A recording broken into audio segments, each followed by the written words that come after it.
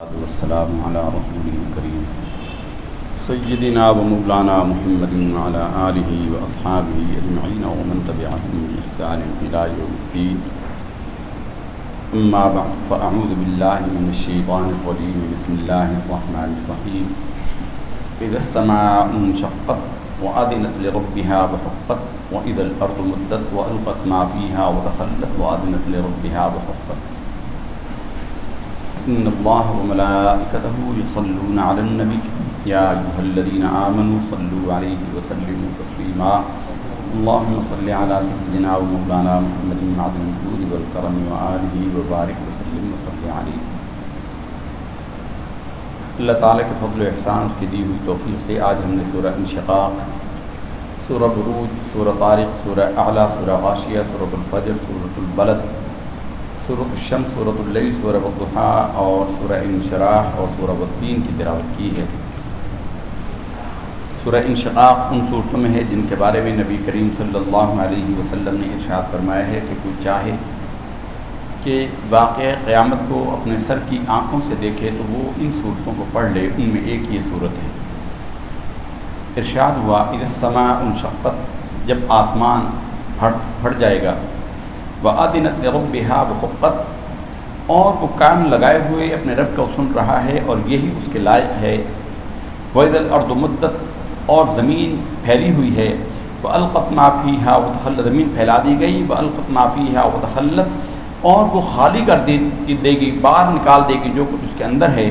وَأَذِنَتْ لِرَبِّهَا وَحُقَّتْ، اور زمین نے بھی کان لگائے ہوئے ہیں اپنے رب کو اور یہی اس کے حق ہے. یا ایھا الانسان، اے انسان، انک کادح الی ربک کدحا فملاقیہ، تو کوشش در کوشش اور مشقت در مشقت کر کے بے شک اپنے رب سے ملنے والا ہے. فاما من اوتی کتابہ بیمینہ، پھر جس کو اس کا نامہ عمل دائیں ہاتھ میں دیا جائے گا اور اس سے آسان حساب لیا جائے گا تو وہ اپنے گھر والوں کے درمیان خوشی سے لوٹے گا. گھر والے بیٹھے ہوں گے صفے لگا کر، وہ اپنا نامہ عمل لینے جائے گا، دائیں ہاتھ میں دیا جائے گا تو خوش خوش لوٹے گا. وَأَمَّا مَنْ أُوتِيَ كِتَابَهُ وَرَاءَ ظَهْرِهِ، اور رہا وہ جس کو اس کا بائیں، اس کے پیٹھ کے پیچھے سے حساب دیا گیا، یعنی وہ اس کو دائیں، وہ فرشتے کہیں گے بائیں ہاتھ میں پکڑ، تو وہ اپنا بائیں ہاتھ پیچھے کر لے گا اور دائیں ہاتھ کرے گا تو وہ سمجھے گا کہ اس طرح کرنے سے دائیں ہاتھ میں مل جائے گا، لیکن نہیں ملے گا. فرشتہ اس کے پیٹ میں ہاتھ مارے گا، پیٹ سے سوراخ کر کے پیچھے پکڑا دیا جائے گا، اس کے پیچھے ہاتھ پہ. وَأَمَّا مَنْ أُوتِيَ كِتَابَهُ وَرَاءَ ظَهْرِهِ، اور رہا وہ جس کو اس کے پیٹھ کے پیچھے نامہ عمل پکڑایا جائے گا. فَسَوْفَ يَدْعُو ثُبُورًا، تو پھر وہ موت کو پکارے گا کہ ہائے مجھے موت ہی آ جائے. وَيَصْلَىٰ سَعِيرًا، اور وہ بھڑکتی آگ میں ڈالا جائے گا. إِنَّهُ كَانَ فِي أَهْلِهِ مَسْرُورًا، یہ دنیا میں اپنے گھر والوں میں بڑا خوش رہا کرتا تھا اور دین کی پرواہ نہیں کرتا تھا. إِنَّهُ ظَنَّ أَن لَّن يَحُورَ، اس کا گمان یہ تھا کہ اسے پلٹنا نہیں اپنے رب کی طرف. بلا، کیوں نہیں. إِنَّ رَبَّهُ كَانَ بِهِ بَصِيرًا. اس کے بعد ہم نے سورہ بروج کی تلاوت کی. بروج برج کی جمع ہے اور برج کہتے ہیں محل کو، اور عام طور پر برج کنگری کو بھی کہتے ہیں. اور علم نجوم کے اعتبار سے ہے کہ سورج جب طلوع سے غروب تک جن منظروں سے گزرتا ہے، جس حصے میں وہ قیام کرتا ہے اس کو برج کہتے ہیں، اس کی جمع بروج ہے. ارشاد ہوا قسم ہے آسمان کی جو برجوں والا ہے، والیوم الموعود، اور قیامت کے دن کا جس کا وعدہ کیا گیا. وشاہد ومشہود، اور شاہد کی جو حاضر ہوگا اور وہ جو حاضر کیے جائیں گے. قتل اصحاب الاخدود، مارے گئے، برباد ہو گئے خندقوں والے. النار ذات الوقود، جنہوں نے آگ جلائی. اذ هم علیہا قعود، اور وہ اس کے کنارے بیٹھے تھے. وهم علی ما یفعلون بالمؤمنین شہود، اور مومنین کے ساتھ جو وہ کر رہے تھے وہ خود اس پر گواہ تھے. وما نقموا منهم الا ان یؤمنوا باللہ العزیز الحمید، اور ان کو جلن ہی مومنوں سے یہی تھی کہ وہ اللہ پر ایمان رکھتے تھے جو عزیز و حمید ہے. الذی لہ ملک السماوات والارض، وہ اللہ جو بادشاہ ہے زمینوں اور آسمانوں کا. واللہ علی کل شیء شہید. ان الذین فطروا المؤمنین والمؤمنات، بے شک وہ لوگ مومنین میں سے، مومن مردوں اور عورتوں میں سے جو آزمائے گئے. ثم لم یتوبوا، پھر انہوں نے توبہ نہ کی. فلہم عذاب جہنم ولہم عذاب الحریق، بے شک وہ لوگ جنہوں نے مومنوں کو مبتلا آزمائش کیا، مبتلا مصیبت کیا اور پھر انہوں نے توبہ بھی نہیں کی، ان کے لیے عذاب جہنم ہے اور ان کے لیے جلا دینے والا عذاب. یہ ایک بادشاہ کے زمانے کا واقعہ ہے کہ بادشاہ کا ایک بہت بڑا جادوگر تھا، جادو سکھاتا تھا. وہ بوڑھا ہو گیا. اس نے بادشاہ کو کہا کہ کسی کو میرا شاگرد بنا دو بچے کو، میں مرنے والا ہوں، مر جاؤں گا تو اس کو جادو سکھا جاؤں۔ تو وہ اس نے بادشاہ نے ایک بچے کو مقرر کیا جو اس کو سکھاتا تھا، لیکن وہ بچہ جاتا تھا تو ایک دن اس کے راستے میں ایک راہب سے، ایک عیسائی عالم سے، اسلام تو نہیں تھا، عیسائیوں کا برحق عالم تھا، وہ اس کے پاس تھوڑی دیر کے لیے رکا تو اس بچے کے دل میں اس عالم کی باتیں گھر کر گئیں اور وہ اس عالم کے پاس جاتا رہتا اور اس کا دل وہاں لگ گیا۔ عالم کے پاس جاتا، بیٹھا رہتا، کچھ دیر کے لیے جادوگر کے پاس جاتا، جادوگر کہتا دیر سے کیوں آئے ہو؟ تو کہتے گھر والوں سے دیر ہو گئی۔ کبھی واپسی پر اس کے پاس رکتا، لیٹ ہو جاتا تو گھر والے کہتے تھے کہ اس جادوگر کے پاس دیر ہو گئی۔ اس طرح اس نے پورا جادو سیکھ لیا۔ عرصہ ہوا، جادوگر عرصہ ہوا، پھر ایسا ہوا کہ وہ جادوگر مر گیا اور اللہ تعالیٰ نے اس کو بڑا عالم بنا دیا اور وہ مومن بن گیا، وہ مومن موحد بن گیا، اس نے اپنے ایمان کو چھپایا ہوا تھا۔ ایک دن وہ لوگوں کے ساتھ جا رہا تھا اور راستے میں ایک شیر آ گیا، راستے میں جنگل سے شیر آ گیا، سب ڈر کر بھاگنے لگے، اس نے کہا ڈرو نہیں، اور اس نے بسم اللہ الرحمن الرحیم پڑھ کر پتھر اٹھا کر مارا تو شیر کو لگا شیر مر گیا۔ اس کی بزرگی کی دھاک بیٹھ گئی کہ یہ بڑا صالح اور تو بہت اللہ والا ہے۔ اب لوگ اس کے گرد بیٹھنے لگ گئے، لوگ اس کے گرد جمع ہونا شروع ہو گئے۔ اب جو اس کے پاس جو حاجت لے کر آتا، یہ دعا کرتا، اللہ اس کو ٹھیک کر دیتا، اس کی شہرت ہو گئی۔ اس عرصے میں بادشاہ کا ایک وزیر تھا، وہ نابینا ہو گیا۔ وہ نابینا ہوا تو اس نے بڑا علاج کرایا لیکن وہ ٹھیک نہ ہوا، تو اس کو کسی نے کہا کہ فلاں جگہ ایک نوجوان ہے، وہ اگر تیری آنکھوں پر ہاتھ پھیرے تو ٹھیک ہو جائے گا۔ یہ اس کے پاس پہنچا، اسے کہا تو اس نے کہا کہ اگر تو ایمان لے آئے تو میں تجھے ٹھیک کر دوں گا۔ اس نے کہا ٹھیک ہے، میں ایمان لے آتا ہوں۔ اس نے ان کی چہرے پر ہاتھ پھیرا، اس کی آنکھیں ٹھیک ہو گئی۔ یہ بادشاہ کے دربار میں آیا، بادشاہ نے دیکھا، کہا تو اندھا ہو گیا تھا، کیسے ٹھیک ہوا؟ اس نے کہا فلاں جگہ ایک ہے اور اس نے مجھے کہا ہے کہ اللہ رب العالمین پر ایمان لیا، میں لے آیا اور اس نے مجھے ٹھیک کر دیا۔ انہوں نے کہا تو میرے علاوہ اوروں کو خدا مانتا ہے؟ اللہ کا رب غیری، کیا میرے سوا تیرا کوئی اور رب ہے؟ اس نے اس پر وہ اصرار کیا، اس نے کہا ہاں میرا رب وہ ہے جو اللہ رب العالمین کا ہے۔ تو بادشاہ نے کہا کہ اس کو پکڑ لاؤ، بچے کو پکڑ لاؤ۔ بچے کو پکڑ کے لایا گیا۔ اب اس وزیر سے کہا کہ توبہ کر، مجھے مان لے۔ اس نے نہیں مانا، اس نے اس کے سر پر آرا رکھا اس وزیر کے اور یوں چیر کر اس کو 2 حصوں میں بانٹ دیا، مار دیا اسے۔ اسے کہا اب مان جا، تو مجھے رب مان لے۔ اس نے کہا نہیں، اللہ رب العالمین ہے۔ اس نے بادشاہ نے کہا کہ، اور جب اس نے دیکھا لوگوں نے اس کی ثابت قدمی دیکھی، لوگوں کا دل اس کی عقیدت میں اور زیادہ گھر گیا، تو بادشاہ نے کہا کہ اس کو لے جاؤ پہاڑ پر، اس کو پہاڑ کے اوپر سے دھکا دو، یہ گرے اور یہ لوگوں کے سامنے عبرتناک موت مرے۔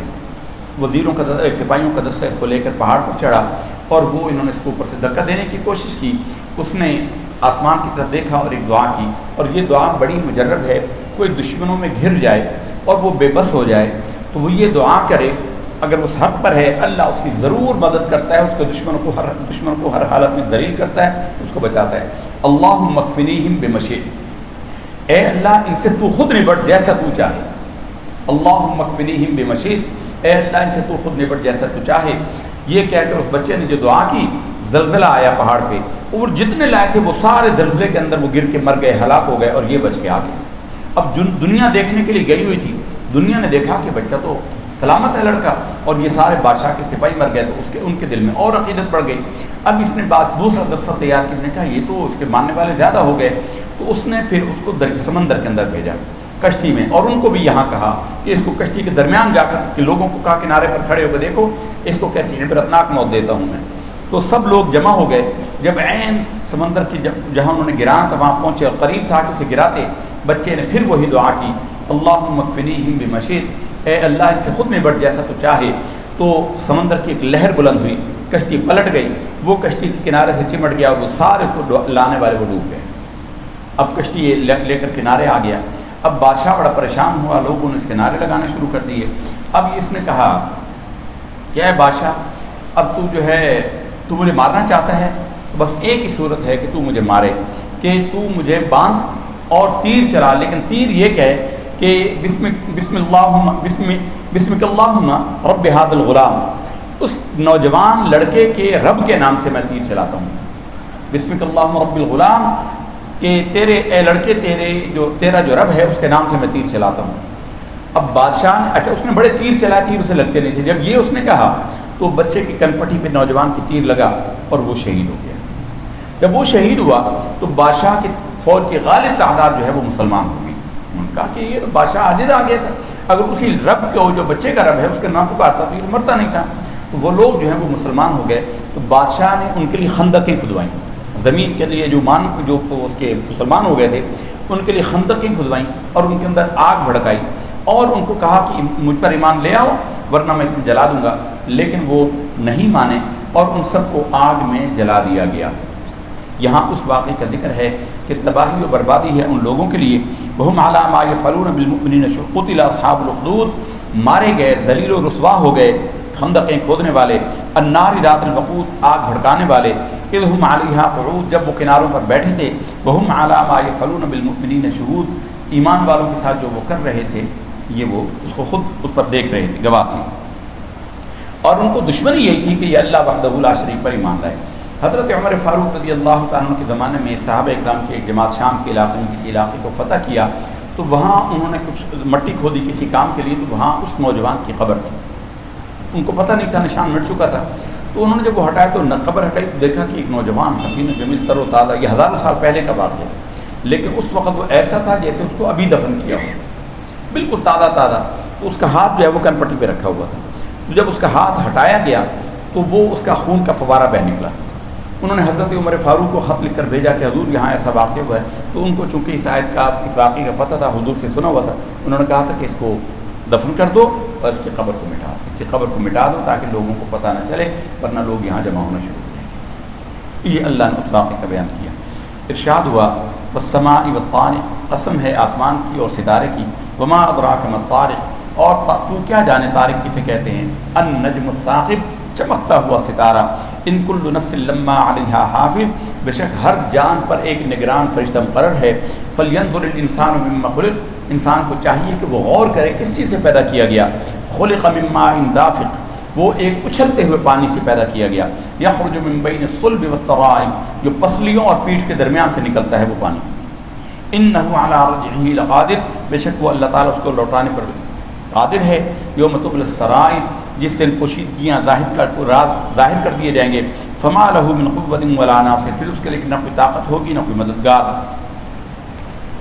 اس کے بعد ہم نے سورہ اعلیٰ کی تلاوت کی، سورہ اعلیٰ سبح اسم ربک الاعلیٰ۔ ہم اس دن بات کر رہے تھے، درمیان میں رہ گئی تھی کہ نبی کریم صلی اللہ علیہ وسلم سجدے میں اور رکوع میں الگ دعائیں پڑھا کرتے تھے۔ جب یہ آیت نازل ہوئی فسبح اسم ربک العظیم، یہ سورہ واقع میں بھی ہے اور سورہ حاقہ میں بھی ہے، فسبح بسم ربک العظیم، اپنے رب عظیم کی تسبیح بیان کیجیے۔ اس دن کے بعد سے رسول اللہ صلی اللہ علیہ وسلم نے رکوع میں سبحان ربی العظیم پڑھنا شروع کیا، اب قیامت تک سبحان ربی العظیم پڑھا جاتا ہے۔ جب یہ آیت نازل ہوئی اس سے پہلے حضور دعا کیا کرتے تھے، اللہم انی اعوذ برضاک من سخطک و بمعافاتک من عقوبتک و اعوذ بک منک لا احصی ثناء علیک انت کما اثنیت علی نفسک۔ سجدے میں حضور یہ دعا پڑھا کرتے تھے۔ جب یہ آیت نازل ہوئی سبح اسم ربک الاعلیٰ، پاکی بولیے اپنے رب اعلیٰ کے نام کی، تب سجدے میں سبحان ربی الاعلیٰ مربوط ہوا، اس سے پہلے یہ نہیں پڑھا جاتا۔ سورہ غاشیہ اس کے بعد ہم نے تلاوت کی۔ کیا تجھے قیامت کی خبر پہنچی؟ اس دن بہت سارے چہرے ڈر رہے ہوں گے، عمل کر کر کے تھک چکے ہوں گے، تصلا نارا حامیہ، حکم ہوگا کہ ان کو بھڑکتی آگ میں ڈال دو۔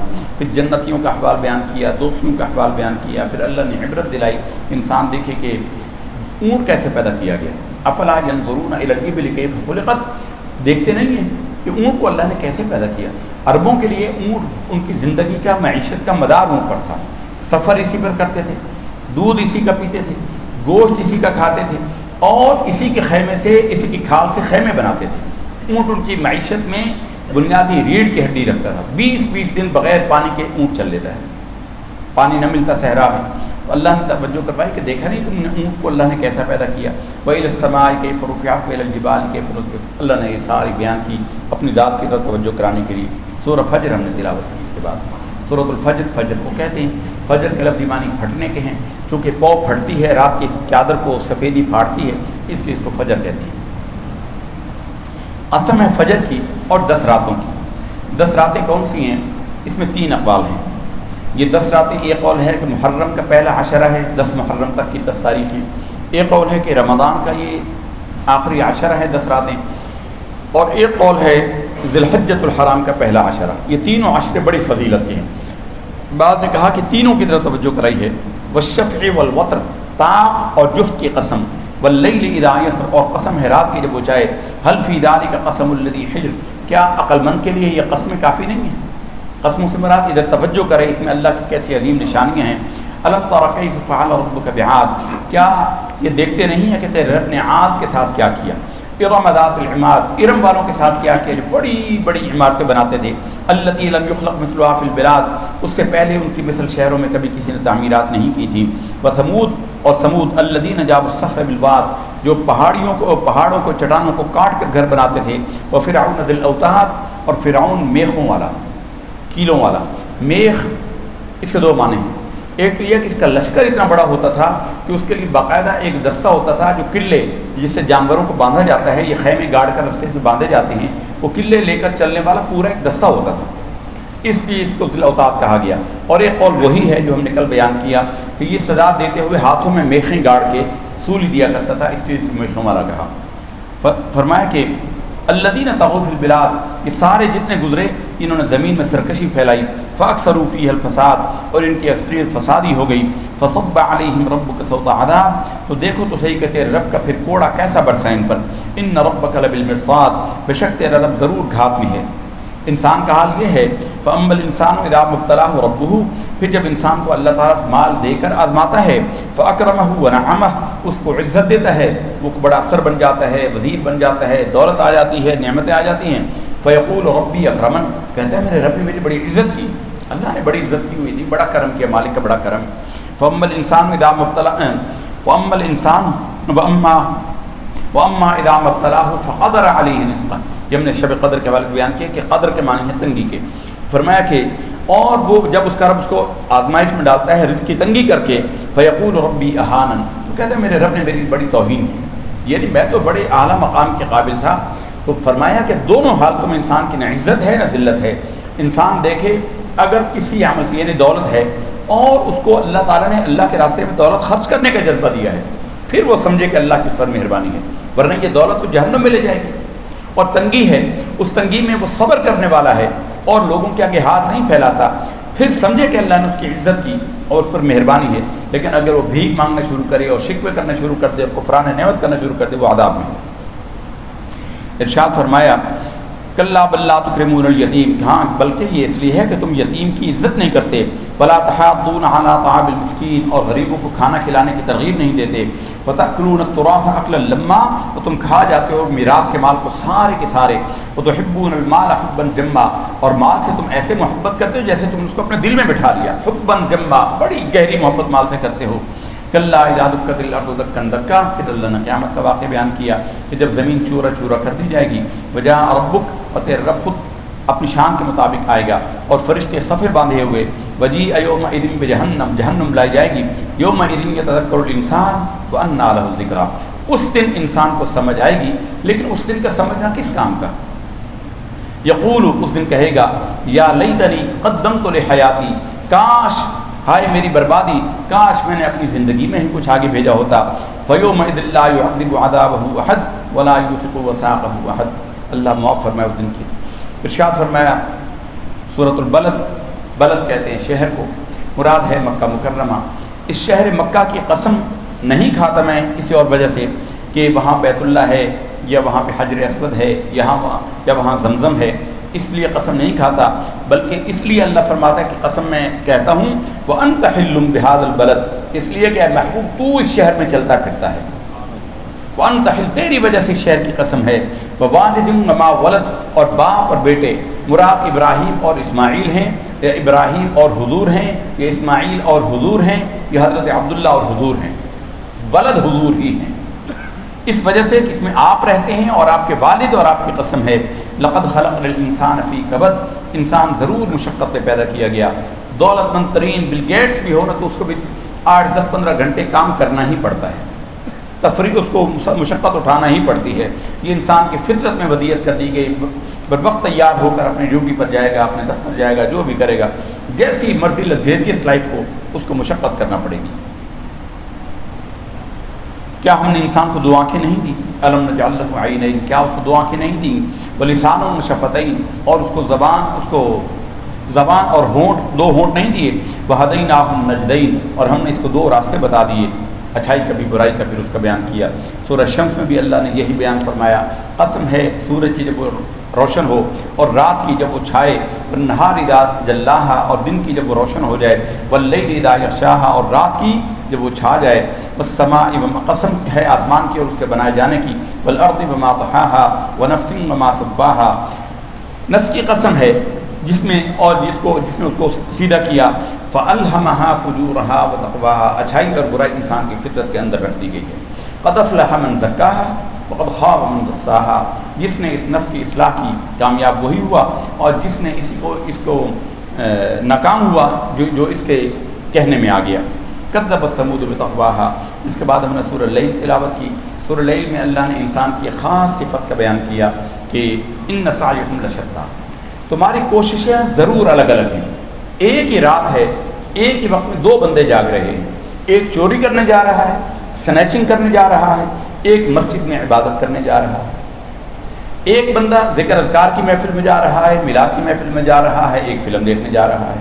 وقت ایک ہی ہے، بندے بھی ایک ہی ٹائم پر دو کام کر رہے ہیں۔ وہ پیسے دے کر جہنم خرید رہا ہے اور ایک بندہ وہ ہے۔ تو یہ انسان کی طبیعتوں میں فرق بتایا گیا کہ ہمیشہ ضرور انسان مختلف کوششوں میں لگا رہتا ہے۔ سورہ الضحیٰ ہے، اللہ نے اپنے حبیب کو قسم دی، اور یہ سورت جو ہے اگر کوئی شخص کسی شدید پریشانی میں مبتلا ہو تو ان دو صورتوں کو سمجھ کر پڑھ لے، ان کا ترجمہ سمجھ کر پڑھ لے تو انسان پریشانی سے نکل آتا ہے۔ ٹینشن سے نجات کے لیے، انگزائٹی اور ڈپریشن اور فرسٹریشن سے نجات کے لیے یہ صورتیں بہت مجرب ہیں۔ نبی کریم صلی اللہ علیہ وسلم پر وحی کا جب آنے کا سلسلہ کچھ عرصے کے لیے موقوف ہوا، رک گیا، تو کافروں نے طعنے دینا شروع کیے حضور نبی کریم صلی اللہ علیہ وسلم کو، اور کہنے لگے کہ محمد کو اس کے رب نے چھوڑ دیا۔ روز حضور سے پوچھتے کہ محمد اب بتائیے کوئی نئی وحی آئی ہے، کوئی نئی وحی آئی؟ 40 دن سے لے کر 3 سال تک کے اقوال ہیں کہ اتنا عرصہ پہلی اقرا کے بعد اتنا عرصہ وحی رکی رہی۔ تو اللہ تعالیٰ نے اپنے حبیب کو تسلی دی، والضحیٰ اور قسم ہے وقت چاشت کی، واللیل اذا سجا، اور امام فخر الدین رازی نے اس کی تفسیر کی، اے پیارے تیرے چہرے روشن کی قسم ہے اور تیری زلفوں کی قسم ان کی سیاہی کی، ما ودعک ربک وما قلی تیرے رب نے تجھے چھوڑا نہیں، وللآخرۃ خیر لک من الاولی اور آپ کے لیے ہر آنے والی گھڑی پہلی گھڑی سے بہتر ہے۔ یہ 5 آیتیں ہیں کہ آگے اور آیتیں آئیں گی۔ ہر آنے والے دن حضور کی شان بڑھتی جا رہی ہے۔ وَلَسَوْفَ يُعْطِيكَ رَبُّكَ فَتَرْضَىٰ ان قریب آپ کا رب آپ کو اتنا عطا کرے گا کہ آپ خود راضی ہو جائیں گے۔ حضور نے فرمایا میں تب تک راضی ہی نہیں ہوں گا جب تک کہ میرا ایک بھی امتی جہنم میں ہوگا۔ الم یجدک یتیما فآویٰ اب رب فرما رہا ہے پیارے تو کیوں غمگین ہوتا ہے؟ تجھے یاد نہیں تو یتیم تھا، تیری پیدائش سے پہلے تیرے والد وفات پا گئے، اور ہم نے تجھے آپ کو ٹھکانہ دیا، پہلے ماں کے ہاں، پھر چاچا کے ہاں، پھر دادا کے ہاں، سارے۔ وَوَجَدَكَ ضَالًّا فَهَدَىٰ تو غار حرا میں جا کر بیٹھ جاتا تھا، ہماری محبت میں گم ہو جاتا تھا، اور ہم نے تجھے اپنی طرف بلا لیا، اپنی طرف بلایا۔ وَوَجَدَكَ عَائِلًا فَأَغْنَىٰ آپ مالی لحاظ سے تنگ دست سے، چونکہ آپ کاروبار نہیں کرتے تھے، تو ہم نے آپ کو غنی کر دیا۔ حضرت خدیجہ کے ساتھ شادی ہوئی اور عرب کی دولت مند ترین خاتون تھی، ہم نے آپ کو غنی کر دیا۔ فَأَمَّا الْيَتِيمَ فَلَا تَقْهَرْ اب اللہ تعالیٰ کے فضل سے آپ یتیم آپ کے پاس آئیں، آپ ان پر سختی نہ کیجیے گا، چونکہ آپ نے خود یتیمی کا تجربہ دیکھا۔ وَأَمَّا السَّائِلَ اور آپ کے پاس سوال کرنے کے لیے آئے اسے جھڑکیے نہیں۔ وَأَمَّا بِنِعْمَةِ رَبِّكَ فَحَدِّثْ اور اللہ نے جو آپ پر نعمتیں کی ہیں اس کا خوب بیان کریں۔ نعمتوں کا چرچا کرنا، اللہ تعالیٰ نے جو نعمت عطا کی اس کا بیان کرنا اور اس کا ظاہر ہونا، یہ اللہ کو بڑا پسند ہے۔ سورہ انشراح سینہ حضور کی شان ہے۔ موسیٰ دعا کر رہے ہیں رب اشرح لی صدری اے میرے رب میرا سینہ کھول۔ اللہ اپنے نبی کو خود فرما رہا ہے الم نشرح لک صدرک اے محبوب کیا ہم نے آپ کے لیے آپ کا سینہ کھول نہیں دیا؟ ووضعنا عنک وزرک اور آپ کی کمر سے وہ بوجھ پیٹھ سے وہ ہٹا دیا، الذی انقض ظہرک جو بوجھ پیٹھ توڑے دینے والا تھا، ورفعنا لک ذکرک آپ کے لیے آپ کے ذکر کو بلند کیا، اس طرح کہ جب بھی رب کا ذکر کیا جائے اللہ کے نبی کا ذکر کیا جاتا ہے۔ اور فَإِنَّ مَعَ الْعُسْرِ يُسْرًا إِنَّ مَعَ الْعُسْرِ يُسْرًا بے شک ہر تنگی کے ساتھ آسانی، بے شک ہر تنگی کے ساتھ آسانی۔ فَإِذَا فَرَغْتَ فَانصَبْ جب آپ فارغ ہو جائیں تو لگ جائیں، وَإِلَىٰ رَبِّكَ فَارْغَب اور اپنے رب کی طرف رغبت کریں، یعنی انسان کو جب کام سے فراغت ہو تو اللہ تعالیٰ کے ذکر سے جڑ جائے۔ سورہ تین کا ذکر ہوا ہے، بڑے مبارک درخت اور ان کی چیزیں، وہ تین انجیر کو کہتے ہیں، زیتون زیتون ہے، وطور سینین پہاڑ طور کہتے ہیں پہاڑ کو، سینین یہ مصر کے اندر ایک جگہ ہے، سینا بھی کہا گیا، طور سینا اور طور سینین وہذا البلد الامین، مکہ کی قسم ہے، لقد خلقنا الانسان فی احسن تقویم، بے شک ہم نے انسان کو بہترین حالت میں پیدا کیا، ثم رددناہ اسفل السافلین، پھر اس کی بدتمیزیوں، اس کی بے ایمانیوں، اس کے کفر و شرک سے ہم نے اس کو اسفل السافلین، سب سے نچلے درجے میں ڈال دیا، سوائے ان لوگوں کی جو ایمان لائے اور اچھے عمل کیے، ان کے لیے نہ ختم ہونے والا اجر ہے۔ فما یکذبک بعد بالدین الیس اللہ بأحکم الحاکمین، کیا اللہ تعالیٰ بہترین حاکموں کا سب سے بڑا حاکم نہیں ہے؟ بلا، اے اللہ تو ہی سب سے بہترین حاکم ہے۔ اللہ تعالیٰ سے دعا ہے کہ قرآن حکیم کو پڑھنے، سمجھنے اور عمل کی توفیق دے۔ یہاں پر ذکر ہے حضرت عمر رضی اللہ عنہ نے کہا کہ اس لڑکے کا جو ہے قبر کو لا دیں، لیکن مزار شریف ہمارے یہاں یہ مولوی صاحب نے یہ سوال کر دیا ہے، سوال کا ٹائم نہیں، ہمیں ایک جگہ بیان پہ جانا ہے کہ حضرت عمر نے کہا کہ قبر کو برابر کر دیں، اور ہمارے ہاں مزارات کا تصور ہے، وہ قبرستان میں کوئی جگہ نہیں تھی، جنگل تھا، وہاں قبرستان نہیں تھا، اور ڈر یہ تھا کہ تبرک میں لوگ وہاں مٹی اٹھا کر لے جاتے تھے، وہاں سے خوشبو آتی تھی، وہاں جیسے امام احمد بن حنبل کے ساتھ لوگوں نے قبر کی مٹی اٹھا کے کھڈے کر دیے تھے، تو اس وجہ سے وہاں سے نشانی ختم کرائی کہ اللہ تعالیٰ کا راز ہے، اللہ تعالیٰ کا راز بڑا رہے، یہ اس سبب سے۔